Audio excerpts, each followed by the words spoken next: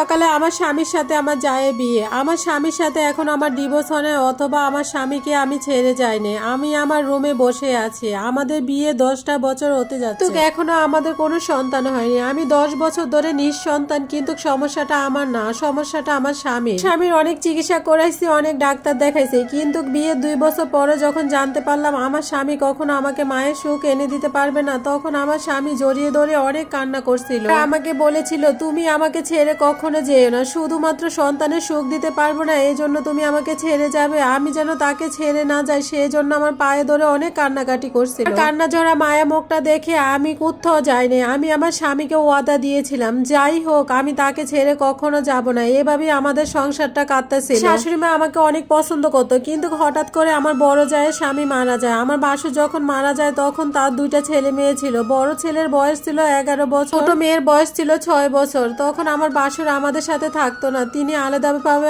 বাড়ি উঠেছিল, ওইখানে স্ত্রী সন্তান নিয়ে থাকতো। তবে আমার যা ছিল ভীষণ সুন্দরী, তার আচার আচরণ ছিল অনেক বেশি ভালো। তাকে দেখলে বোঝা যায় না যে তার 2টা বড় বড় ছেলে মেয়ে আছে। আমার বাসুর মারা যাওয়ার পরে তার ছোট মেয়েটা প্রায় সময় এসে আমার সাথে ঘুমাতো, সে আমাকে অনেক ভালোবাসতো। আমার যাও মাঝে মাঝে আসতো, আর সে মাঝে মাঝে আমার শাশুড়ির সাথে ঘুমাতো, এবং 1-2 দিন হয়ে গেলে সে আবার চলে যেত। শ্বশুরের জায়গাতে আমার ভাসুর একটা বাড়ি উঠেছিল, ওই বাড়িতে আমার যা থাকতো। মাঝে মাঝে আমার শাশুড়ি ওইখানে যেত, ছেলে মেয়ে 2টা অনেক কান্নাকাটি করতো তাদের বাবার জন্য। স্বামীকে মানে তার চাচাকে অনেক ভালোবাসতো। তাদের কান্না সহ্য করতে না পারে আমার স্বামী কি করতো, তাদেরকে আমাদের বাড়িতে নিয়ে আসে। প্রথম মেয়েটাকে নিয়ে আসার পর আমরা 3 জন একসাথে ঘুমাতাম, কিন্তু ছেলেটা আসার পরে খাটটা অনেক ছোট ছিল, এই জন্য 2টা ছেলে মেয়ের সাথে আমার স্বামী উপরে ঘুমাতো, আমি আলাদা নিচে মাদুর পেটে ঘুমাতাম। বেঁচে থাকতে আমার স্বামীকে তারা ছোট আব্বু বলে ডাকতো, কিন্তু ইদারিং দেখতেছি আমার স্বামীকে তারা আব্বু বলে ডাকে। বাসুরের ছেলে সবসময় খাটে ঘুমাতো, আমার নিচে শুইতে একটু অসুবিধা হতো,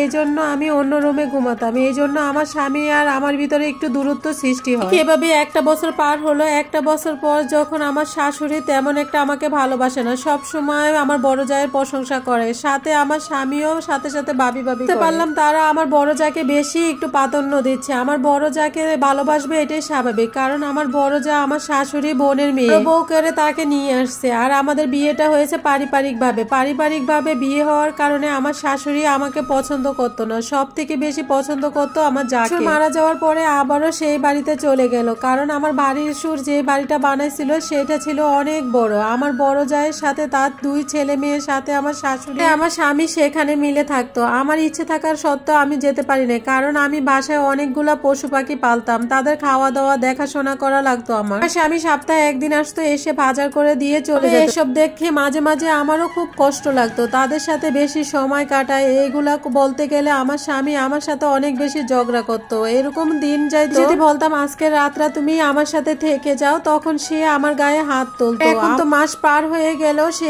আসে না দেখা করতে। হঠাৎ একদিন কিছু না বলে আমার স্বামী আর আমার শাশুড়ি বাসায় আসলো। আমার শাশুড়ি আমাকে ডেকে নিয়ে বলল, দেখো বৌমা, তোমাদের তো সন্তান হবে না, তাই আমি ভেবেছি আমার ছোট ছেলের সাথে আমার বড় বউটাকে বিয়ে দিব, তাহলে আমার বড় বউটাকে কখনো একা থাকতে হবে না, আর সাথে 2টা বাচ্চাও পাবে আমার ছেলে। আমার শাশুড়ি আমাকে বলল, তোমাকে 3 লাখ টাকা দিব, যদি সমস্যা হয় তাহলে তুমি টাকাগুলো নিতে পারো, আর তুমি যদি তাদের সাথে মানিয়ে গুছিয়ে চলতে পারো তাহলে তুমি থেকে যেতে পারো। আমি আমার স্বামীর মুখের দিকে একটা বারের জন্য তাকালাম। মায়া ভরা মুখ নিয়ে সেদিন আমাকে বলেছিল আমি যেন তাকে ছেড়ে না যাই, অথচ সে আমাকে আজকে ছেড়ে যাওয়ার জন্য বলতেছে। আমি সবকিছু মুখ বুঝে সহ্য করে নিয়েছি। সাথে আমি কথা বলবো যে আমার সাথে বেইমানি করেছে, শুধু জায়নামাজে বসে কান্না করতেছে, আফসোস শুধু লাগে এটাই।